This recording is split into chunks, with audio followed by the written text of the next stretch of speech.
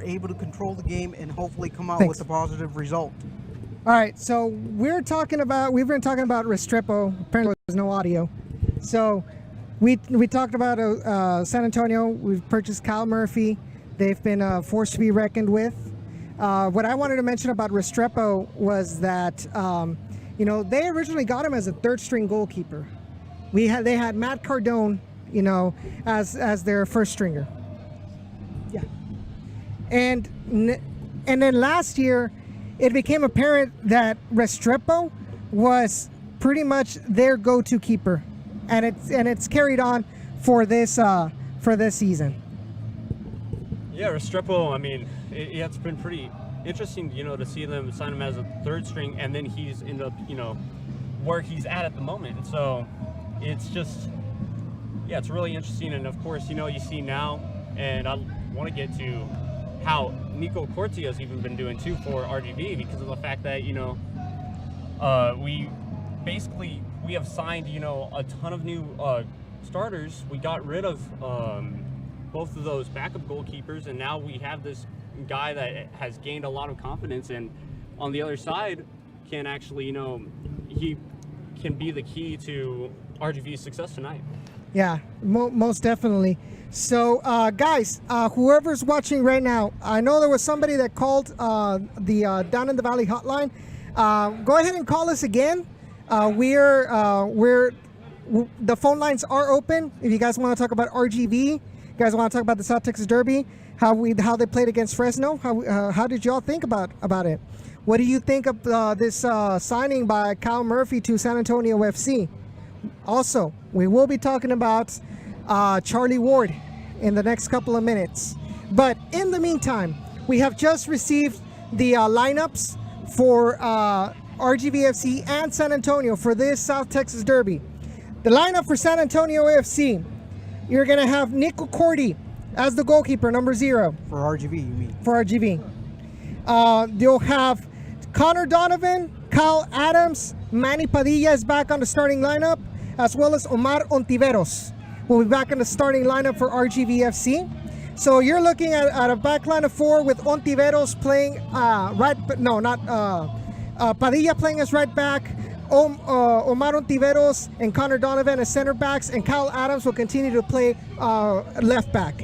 In the midfield, you'll have Matias Saldivar with number 7, Nicolas Perea, number 8, number 14, Todd Warden, the captain, number 11, Jesus Chuy Enriquez, number 10, Pablo Aguilar, who returns to the starting lineup as well, and number 23, my favorite player, Aldo Quintanilla, Salmo 23, as our striker. Okay, that's a very, very strong lineup that Gerson is presenting out tonight. I don't think we're going to be holding back anything based on that lineup from different games that we've seen this year. Hopefully that we're able to have some possession and hopefully have a lot of control, and thus hopefully we can walk out of here with the 3 points. Yeah, I mean, it's really impressive, to see how Gerson has played, with the lineups. We've seen after each game, he's just made small tweaks constantly. I think the biggest tweak that he really made was last week with a bit of a different lineup that I had seen in a while. And so now, you see him sticking with these guys, making, small changes that might need to be made because of the fact that we had Eric Bird in Vancouver yesterday. So yes. Eric Bird couldn't come down, and play. And so since we had that, Gerson had to come back and say, I need to tweak this just a bit. And it's, in a way, it kind of worked on Wednesday night, but it was still kind of an interesting game to watch. Now, going back to what we were talking about until we realized that the audio was kind of whack, my main concern in the Fresno game, and it's been the concern for this beginning of the season for RGVFC, was that, like I mentioned, either the offense shows up or the defense shows up, not both of them at the same time. And on Wednesday against Fresno, now we're leading up to the Fresno game, the player who really, really let me down has got to be Connor Donovan. Yeah, Connor Donovan, he's, that's supposed to be that star that's supposed to, show up each game, but Connor Donovan in a way, he hasn't really shown up at all, and it's been really interesting to see him constantly, in that lineup, because there's other players that, in my opinion, from the bench as well, can come in and play a lot better than than Connor Donovan, because why is he in the starting lineup if he's not performing? Now, here's the thing, though. Okay, so we know we have, as center backs, we have Kyle Adams, we have Omar Ontiveros, Robert Castellanos, as well as Connor Donovan as well. Would you be willing? Now, another question is, we know that Derek Luke has not been put in the starting lineup anymore, and that's why you see a lot of Kyle Adams out in left back. So, would you be willing to accept both center backs being Omar Ontiveros and Robert Castellanos, when both of these players have very little experience in professional level? Yes. Why? Because of the fact that this is the USL. What is the USL known for? To grow these players. And if over time, especially that this is, what RGV's goal has been, over time, that they play more minutes, they're going to get a lot better. And over time, when you have that, especially going into maybe the postseason, those will be key players to have, especially if they get better. Here's an interesting name that I would have loved to have seen, especially for tonight during this derby day. Kai Green. He's played multiple defensive positions. Why not insert him in? He has quite a level of experience playing these derbies. You have Kai Green on the bench with these derbies, and then you also have Jorginho James, who's also a very good defensive midfielder who can provide a lot of defensive stoutness for the Toros. Yeah. To be a stopper and to be a little bit of to be able to facilitate a little bit of the offense for the Toros. Now, another thing that kind of came up to me. Okay, so you mentioned Kai Green on the bench, someone with experience. What would you think of this back four lineup? You keep Manny Padilla out on the right wing, because he on the right side, because he's played well. Now, how about Kyle Adams and Omar Ontiveros in the center backs, and Kai Green playing as the left back? That's worked in the past. That has worked in the past. Now, is it something that Gerson prefers over him? Is it something that is it just something that maybe Kai Green is not 100% fit? We may not know, but it's just something that I would personally think that Kai Green would bring a boatload of experiences in these derby games that you need to get all 3 points. Yeah, I agree 100%. At the moment, it's for these types of games, it's all about experience, because pressure gets to you sometimes, and players know how to handle that type of pressure. They know how to handle that type of aggression when it comes to that. So when you have those three, three, like Kai Green and all those players that know what they were doing in the past games, then yes, for sure, bring them in, because it's another environment when you play against your rivals. Okay, and now you talk about experience. Let's go to the flip side of the lineup for San Antonio, with they're lining up with a 4-5-1 formation, just like us.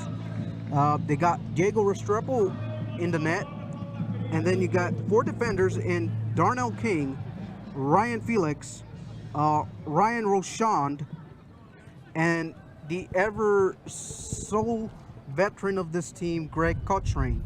Mm-hmm.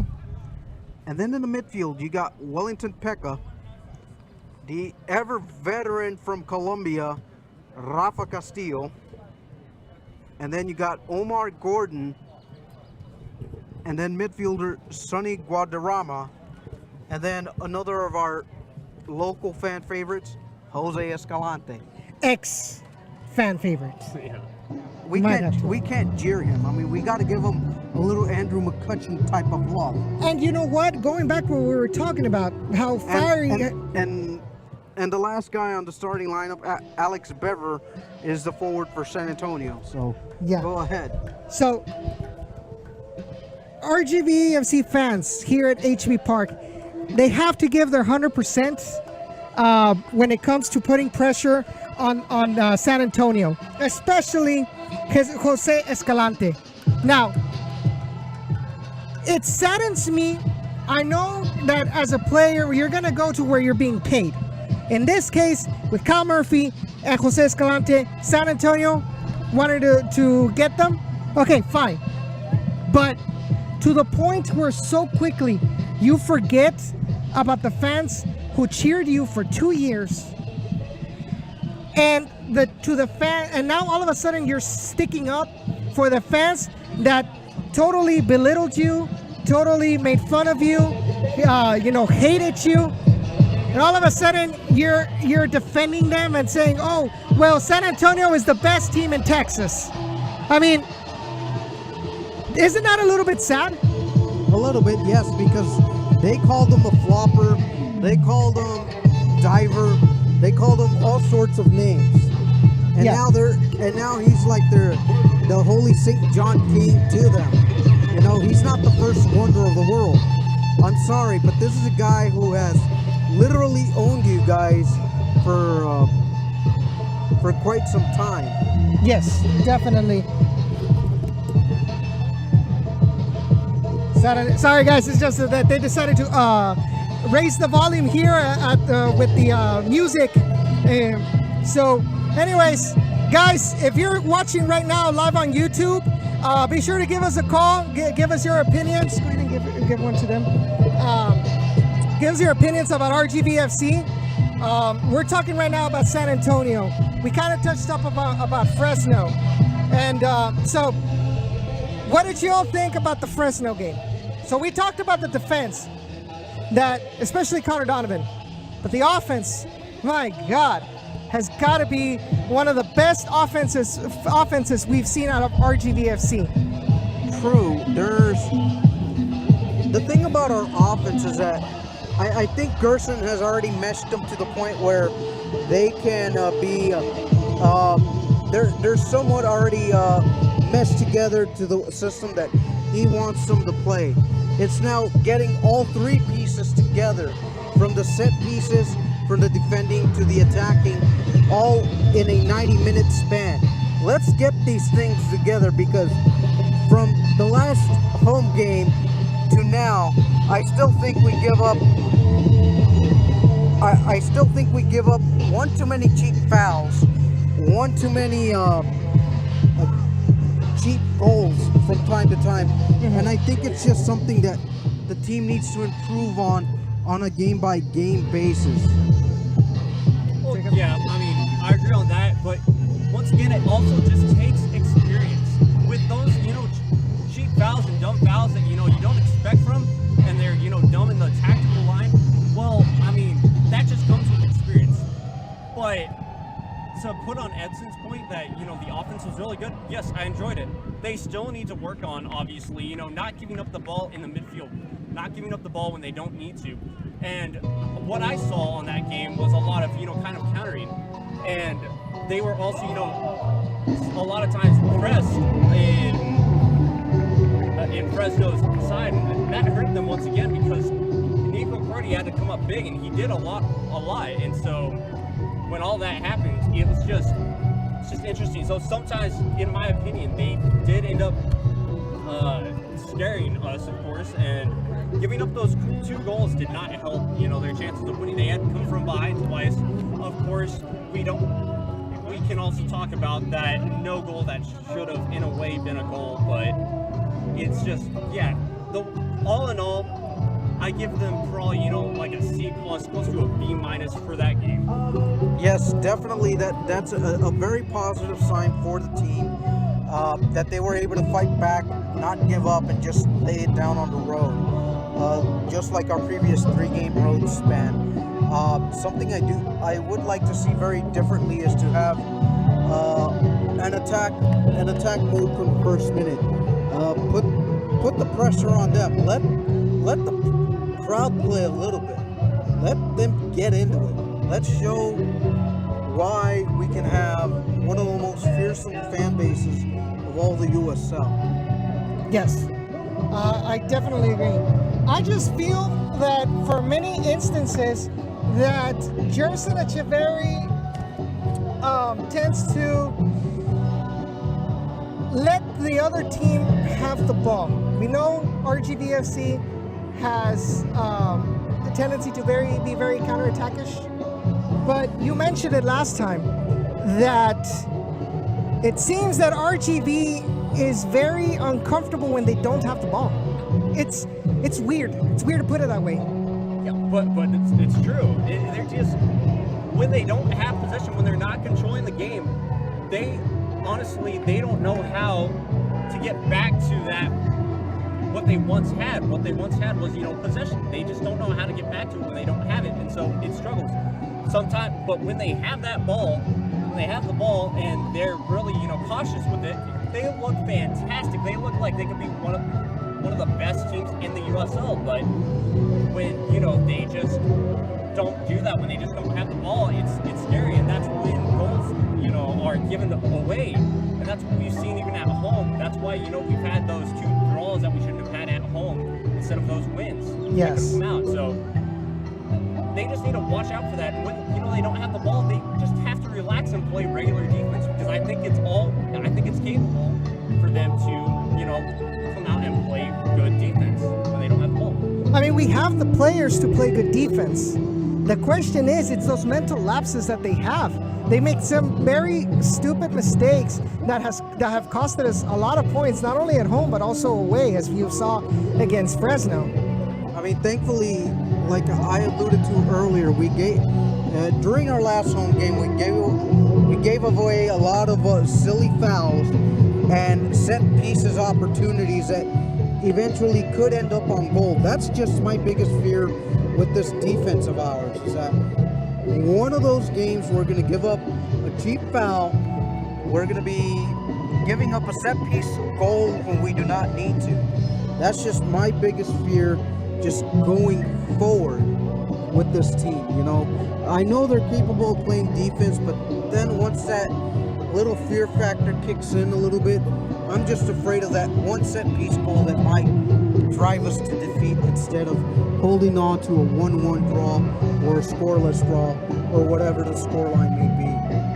Who do you think has been the most improved player this season so far? Okay, well, I mean, I honestly, I don't entirely know, but, well, I take that back. I actually do know, and it's for sure Nico Corti. As he's had more minutes, he's been much more dominant, and we've talked about, that in the past broadcasts that we've had here. Is he has been really impressive from what he started, and in his interviews too, like this whole team in a way, after their interviews they say, look, I messed up on this and I could get back on that. When it was early morning donuts for us, we heard him in his interview say when it was offside and he let that ball go in because he stepped forward way too early, he said, yeah, I made a middle mark in my mind saying I won't do that again, and sure enough he didn't, and that's why we were able to get a 0-0 draw there. And I think that's one of what you can say is like a breath of fresh air out of this team. The ability that they're humble enough and that they'll accept their mistakes and learn from it. I just wish that capability that Nico Corti has, Connor Donovan would have the same thing. Because how many own goals has he had so far this season? How many mistakes has he made so far? Probably just as many as Lewis Dunk of the Premier League. Now, it's sad for me to start kind of dissing Connor Donovan, because he was one of the players that Sean and I believe were going to be the leader of this team, because he has a little bit of MLS experience with Orlando City. He's played in the USL before, so he's not new. He's not like coming out of college like Kyle Adams, but it seems he's the one that's making the most mistakes. Now, hopefully, he learns from this and gets better. But if he doesn't, if he makes another mistake, I'm sorry, but Gerson Echeverry has got to bench him. He has to. I and I fully agree with your assessment there. And I mean, no disrespect with the Lewis Dunk comparison, but the number of own goals allowed does kind of scare you a little bit, because take away those own goals, we might be looking at a different situation. Especially on the standings, because he had an own goal against St. Louis. Was it St. Louis? No, St. Louis. It was the game after Sacramento. Against Sacramento, he had an own goal. He has an own goal against Fresno, and I believe he has one more. Then not only that, I want to say it was Seattle. Yeah, I believe so. So you're talking about 3 own goals from who's supposed to be the most veteran in the defense. Now, another thing I also want to bring up. Boy, how has Omar Ontiveros surprised me. Yeah, Omar Ontiveros, honestly, he's kind of surprised me as well, because of the fact that, he's a young gun. He's not really experienced, but once, he started, playing well, just right off the bat, and he just started to really do okay. And yeah, he's been a really fine player for sure. Oh, definitely. So guys, if you're watching and you are able, and you should I invite you all to come to HEB Park. There should be some tickets still available for you to purchase. Come support your Toros, support in this very important match against our arch nemesis San Antonio FC. We really need, this team needs this support. They're not doing bad for the most part. There's still a lot of growing pains out of this team, and it's normal because it's a completely new roster for the most part. But the fans have to do their part as well. I think I'm not the only one to say this. I know, Jacob, you said it last time in the Reno game, but I am sick and tired that HEB Park's stands are empty. Yeah, I am sick and tired of that as well. And of course, I live down here, and I try and make it to every single game possible, as long as I'm not out maybe supporting Houston. And so, I mean, each game I see sections out of sections empty, and it's frustrating. And why does that make a huge difference? Well, because there's no crowd noise, and when there's no crowd noise, it makes the soccer game, it doesn't make a soccer game anymore. It just makes it really frustrating. But at the same time, of course, when they see, oh, we're having a better team, they'll probably start to come. But right now, it's just they don't know. They just don't know about this team. And so it hurts. And yeah, it's frustrating to see empty seats constantly throughout this whole season. Thank you. Yeah, I mean, definitely. We've talked about it before, not only on Down in the Valley, we've also talked about it on the Houston Soccer Power Hour. What does the front office have to do to get these fans?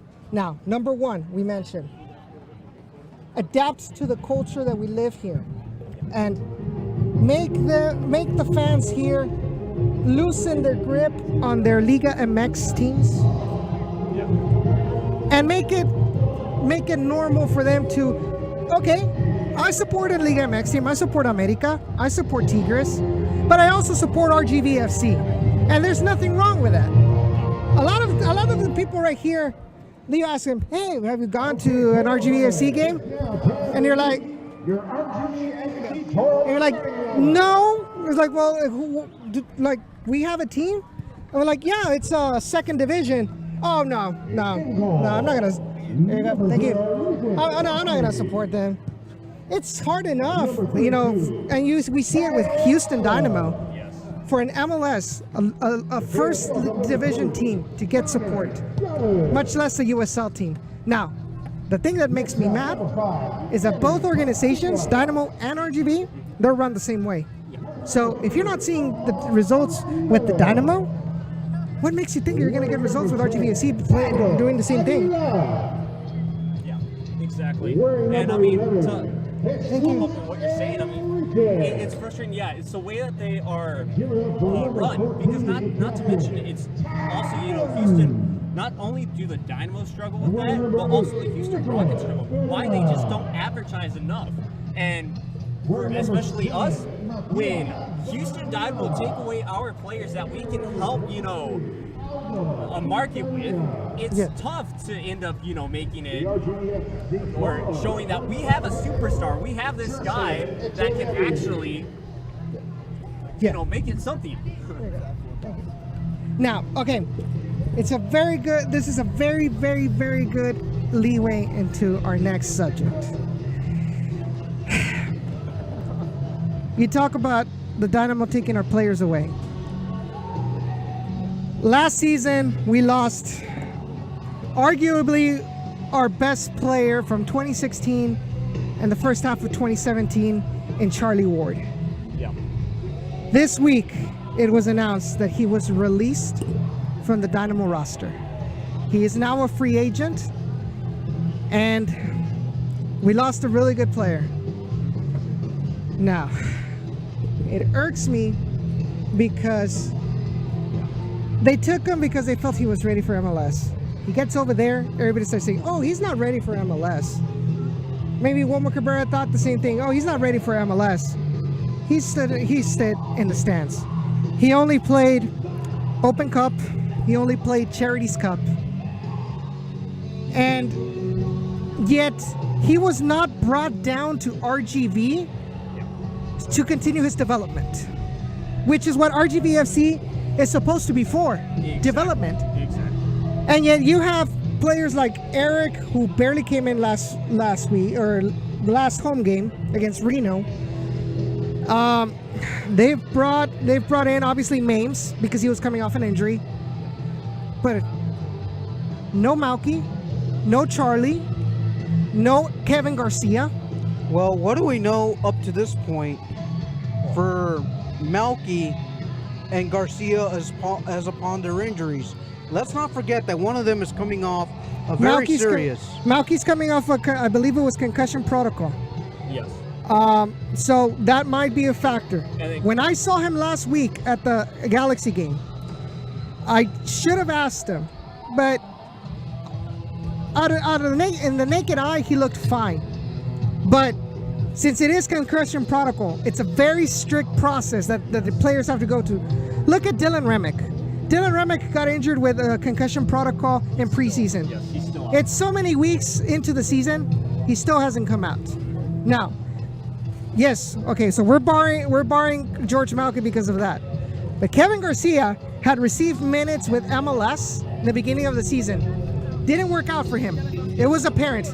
Looked like they put him in the right back position. He's more of a center back position. Maybe not for MLS, but with us, he played center back. He has not come out on the bench anymore. Neither did Charlie. Why aren't they? We getting them over here? Get them help some minutes. Well, okay. Yesterday I was reading an MLS on MLS.com, and when the rosters were announced, there were obviously injuries. 2 injuries that were key. George Malky is still injured with, I believe, hamstring. A lot of them have hamstring strains, which is weird, considering the fact that they haven't played in a long time. So I'm thinking that a lot of these injuries, once again, are coming off of practice or, practice from Houston. And so that hurts, obviously. And then, of course, for them not to, be on the bench. When Kevin Garcia, yes, he's had a lot of minutes, and he's been fantastic when he's been out there, too. Sometimes he was a bit sketchy, but other than that, he's been really good. And, of course, once again, it does help. It doesn't help that George Malky, once again, is hurt with a little bit of a strain, I believe. But okay, now one thing that really brought to my attention in an earlier show that Edson and I were talking about was the fact that, okay, a lot of these players were sent down here and are even part of the official roster. Now, that just leads me to one of two things. Either the players themselves are refusing to be down here, which may not be the case, or B, they're just not ready to get to conditioning yet because of the protocols that are involved with these injuries. Who knows what the MLS injury protocol is? But I will say this much on Clockwork, on Charlie Ward. It's not that he didn't accept an assignment down here. That's not the case. my theory behind that is that maybe he just didn't fit in the style of play of Gerson Echeverry. Okay, maybe because he's more of an offensive. Let us hold the possession of the ball instead of our opponents, and maybe that might have been a big turnoff for him not to come down and maybe just say, you know what, just release me and I'll go help out elsewhere. When I spoke to him last week at the Dynamo Stadium, thank you, at BBVA Compass after the Galaxy game, obviously he's not going to tell me the whole story.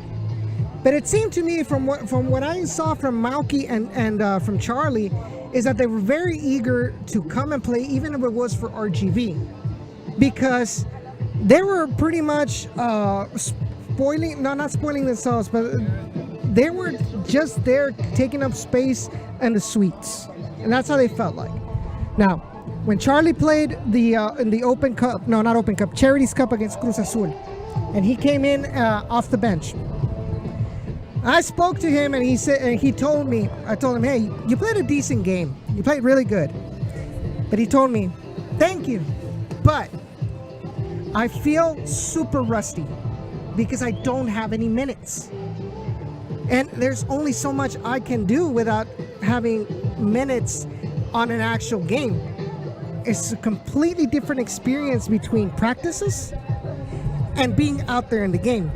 And if you're only going to be playing Open Cup, or you're only going to be playing Charities Cup, which is once a year, that is not enough for a player of his age to continue to develop. Because his age, it's the prime age of development, 23 years old. Yes, it is a prime age for sure of development. And also, same deal. When I talked to him a couple of weeks ago, or not even a couple of weeks ago, a couple of days ago, I mean, he told me probably the exact same thing that he told you. I'm just trying to train. I'm trying to get back up here. I would love to play for RGV. I would love to, come back down here and play for you guys. I cherish, the fans. Give my love to the Stampeders, basically. Yes. And so, it just, obviously, in a way, Houston Dynamo, they're taking this to way too much as a business instead of a soccer team.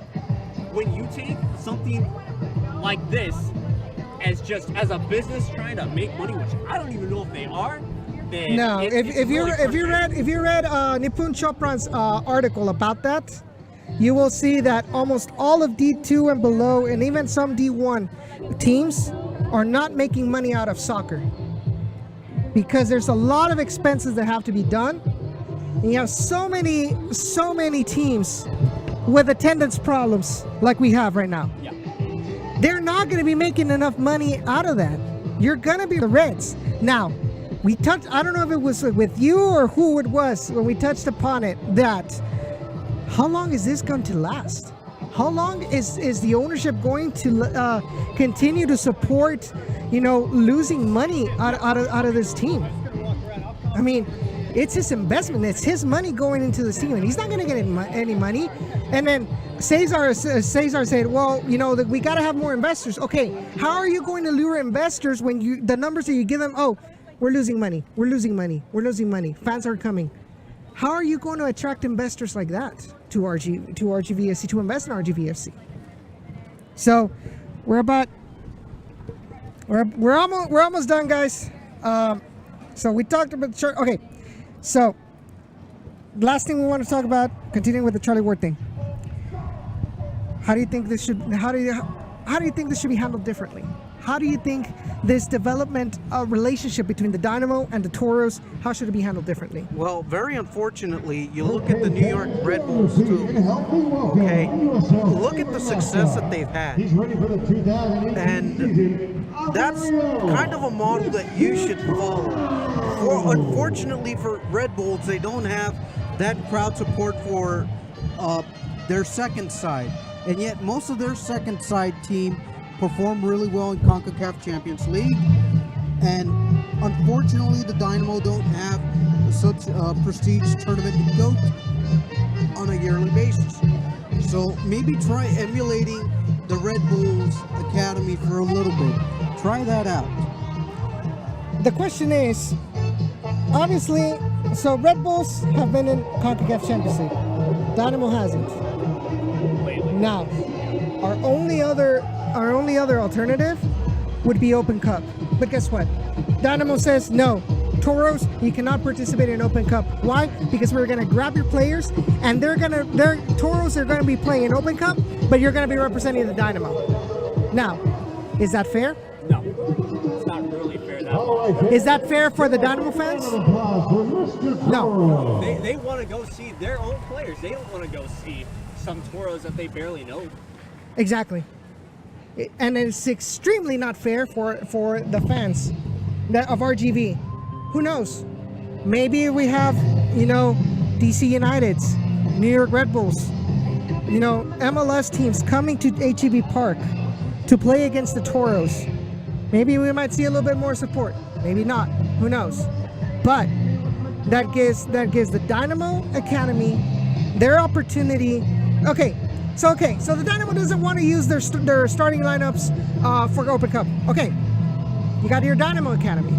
Use them. Toros, you want to develop? Go ahead and develop under the Toros brand. Okay? But you cannot, this process cannot be very self-sufficient, because you take away RGVFC's key players and you don't play them over there. So neither RGVFC gets benefits from this, neither does the Toros. Neither does the Dynamo. Why? Because they're taking up salary. Charlie Ward took up an international spot. He was never used. What happened? He gets released. So it's pretty much time to go. So, Jacob, what is your prediction for today? Prediction for today, I believe if RGV can get that third lucky goal, I believe they can win 3-2. Because I do still feel like RGV will still probably concede at least 1 or 2 goals. So if they can get that third lucky goal, we can get out of HEB Park with 3 points. Right? I think we win this game 2-1. It's going to be a very fierce defensive battle. I think we're going to have to pepper Diego Restrepo with a lot of shots and attack for minute 1 and pepper, make him feel uncomfortable. I'm going to go with, my prediction is RGVFC wins this 1-0. Now, in the spirit of tradition with the Houston Soccer Power Hour and the Peel, since we are technically part of the Peel family still, and the Houston Soccer Power Hour, what is your bold prediction from this game? My bold prediction for this game? Okay. It can be something outrageous. Outrageous. Let's go. This is going to be a bloodbath, as in it's just going to be goals being scored crazy. We're going to have a 4-3 game. That's still, I know that's not still crazy bold, but I think that can happen. Here's my bold prediction. We're gonna get some red cards handed out. I think some red cards are gonna be Oprah gift style here today. Okay, so my bold prediction for the quickly. My bold prediction is going to be that it was the same, but we're gonna have minimum of 3 red cards. So thank you guys for joining us. The players are already coming up, so we're gonna have to go. But join us on Wednesday for the episode number 20 for Down in the Valley. Take care, guys.